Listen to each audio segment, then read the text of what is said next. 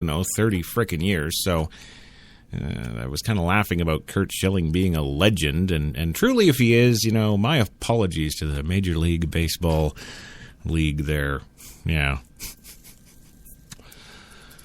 I don't really care.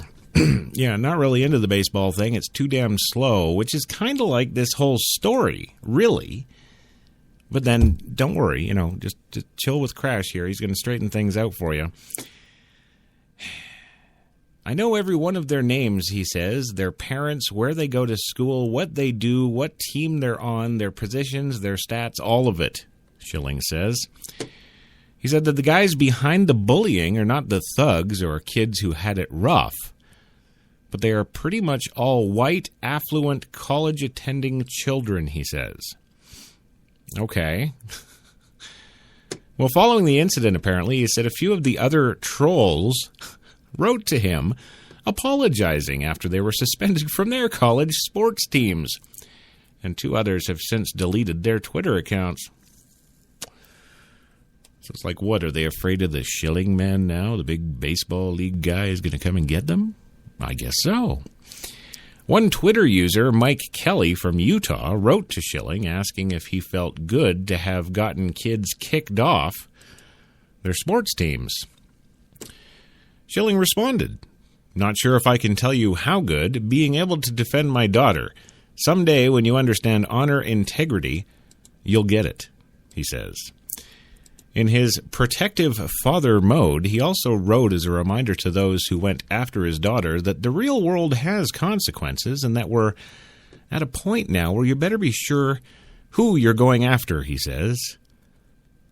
At the end of his post, he said that he apologized to Gabby, who he said might be embarrassed by it all, but like any dad, he just wants her to head to college knowing how much he loves her. Isn't that nice? He wrote, quote, "I love you more than life itself, and there is nothing I would not do to protect you, including put you under a magnifying glass for the country and indeed the world to forever separate you as the untouchable." Yes, right. Well, now let's get to the reasons that I've decided and elected to put this story on my show tonight and rant about it. Shall we? Let's get to all that. You'll have to excuse me. I'm enjoying a fine hand-tooled Corinthian tobacconist product as we do the show here, as I often like to do. Number 1. We're in America, right? Okay, just checking. Just checking, because, of course, we have that Constitution, don't we?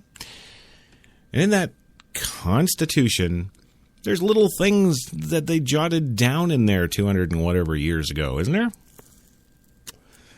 And they make some notes like freedom of speech. Well, yes, they did. And if you really go and read your little constitutions, all you little Americans out there, you go read those, and what will you find? Well, you will find that actually more so pertains to the press. Freedom of speech. It actually pertains to the press. It can be construed as being applied to American citizens, and quite often American citizens claim that right of freedom of speech, don't they? Yes, they do. And what about freedom of expression? Well, I think in these days of transgender this and vaginal mesh that, and I'm a homosexual and I want to get married anywhere, and well, if it's accepted in my state, I'm going to move to a state where it's not accepted and expect them to recognize my marriage because they can just suck it. That's kind of the whole attitude about everything these days. You know, in the day and time of the PC-ism that we deal with here now, we have to just choke down and swallow everything, don't we? Yeah. What would it be? Yeah, here's some questions. What would it be if it was 1941 right now, and some black guy decided to get on and sit in the front of the bus? Contemplate that for a moment. And while you're contemplating that, think of what would have happened in 1959 when a homosexual came out and said, "I'm gay," and demanded the right to be married. Well, in both 1941 and 1959, there would have been brutal beatings and a stain left on the ground, which is where that would have ended right then and there. But those things didn't happen in those times. I'm just putting out some hypotheticals for you to think about. And there is a reason for my madness here, yes. I want you to think about these things. I also want you to think about things like trolls and cyberbullies. Now, of course, you have to look at cyberbullies. Let's look at that right off the hop, because, of course, that's relatively new to our society, what with the internet and all, that newfangled interwebs. Yes. Yeah, we've had it now for 15, 16 years now in any kind of a large scale, pretty much. So, all these cyber terms and tech terms, of course, have come out and been put into the little dictionary, haven't they? And, of course, we do have freedom of speech, and all too often people are exercising that right all over the internet. But it should be interesting and most important and noteworthy to point out, I would think, that the internet isn't the United States of America. No, the internet is global. Yes. Global. It's spans many countries, many borders, and of course, many different regulations and laws. Now, here's another hypothetical for you. That gay couple I was telling you about a few minutes ago who lives in, I don't know, a state, pick one that currently says that gay marriage is okay. And they live there, but they've decided, you know what? We're going to move to Indiana. And they move to Indiana, and, oh, geez, what do? They accidentally trip into a state that doesn't allow for gay marriage. And they, of course, petition the government. Well, we're married. We were married in California or some other bloody state that okayed our marriage. Why won't you recognize it? Well, because here it's illegal. Now, they're all up in arms about that because, hey, it's okay in California or wherever the hell we just came from. We're Americans, damn it. And California's part of America, and we're Americans, and we're married there. Well, it still doesn't change the fact that you're not married here. Just because something is illegal or legal over there doesn't mean it's legal here. And, of course, my illustration on coffee and cigarettes this afternoon, if any of you caught that, was, of course, what? Well, you can do rails of Bolivian cocaine in Colombia right up the street if you want.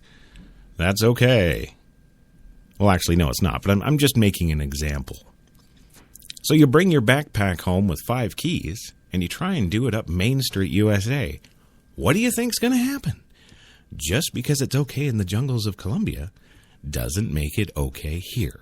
And you can't just go, hey, I used to snort 5 keys of Bolivian love dust or whatever the hell we're going to call it today in Colombia all day long. I come back from my vacation of snorting, 5 kilometers of lines, and I can't do it here. Now you've got me arrested. You've got me in for life because, I was trafficking and do you see? It can be okay somewhere else, but not okay here.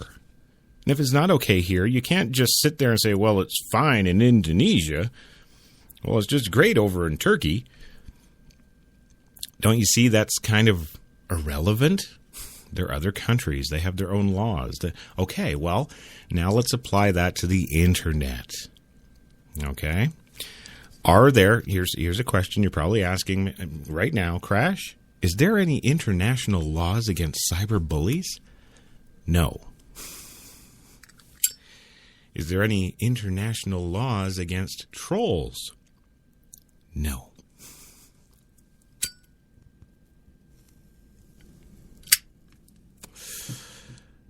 And indeed, is there any laws against freedom of speech on the internet? No, there's not. And you're probably sitting there going, well, North Korea, blah, blah, blah. Well, North Korea's got like 3 computers. That's their internet. And it's like the speed of dial-up if the NSA says, okay, turn them down. Yeah, they get like 50K amongst all the computers in North Korea. So they don't even go there. It's not an issue where, Kim Jong-il's going to come and arrest me over here for my statements against the country over there. It's not going to happen. Aside from the fact that the U.S. wouldn't extradite, aside from the fact that I'm actually Canadian, whatever. I can unleash a hate campaign against North Korea all I want. I can be North Korea's biggest troll. That can be me. If I want to spend that time, I can just go there and do that. And there's fat diddly they can do about it. And they certainly can't call up my employer and go, oh, yes, this is North Korea, and we are calling because Mr. Taylor is saying all these bad things about us on Twitter. Fire him. No, sorry.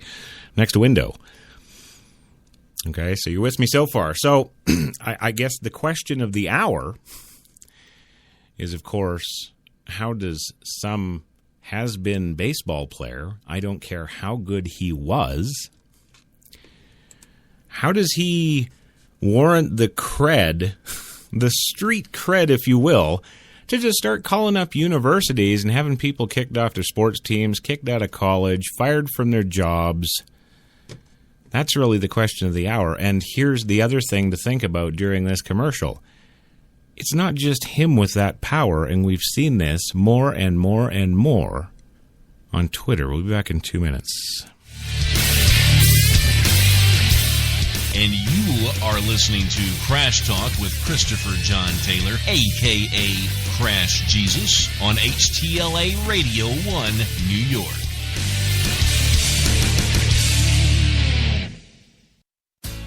Good morning. Welcome to Tim Hortons Cafe and Bake Shop, where fresh always tastes better. What can I make you this morning? How about our new flatbread breakfast paninis? Made fresh, just for you, with your favorite breakfast ingredients on maple or multigrain flatbread, then grilled to hot, melted perfection. Just $2.99.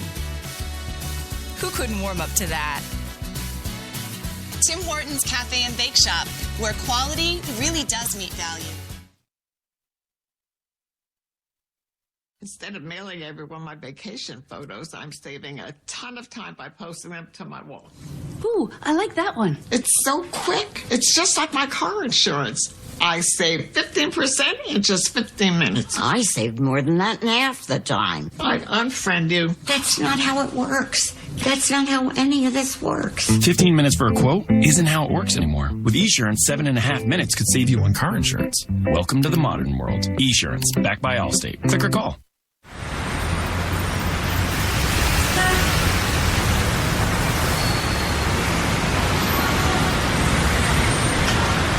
I've been so inspired by being in New York because everything from what people are wearing on the street to the way they're interacting with each other, to drive through the West Village at night and you see a couple kissing on the street, or you see someone fighting outside their apartment, or you see so much humanity on a daily basis that even if you're not inspired by your own life that day, you can be inspired by someone else's life.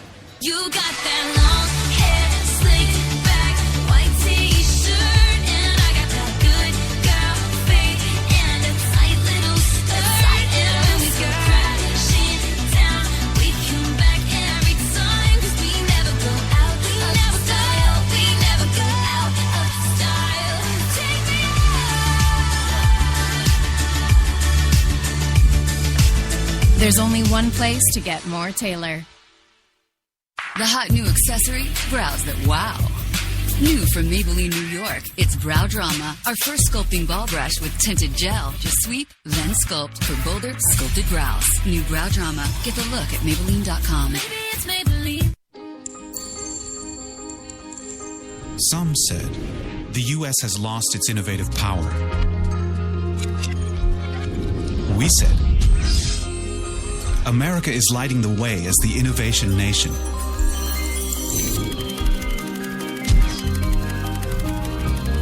singular insights,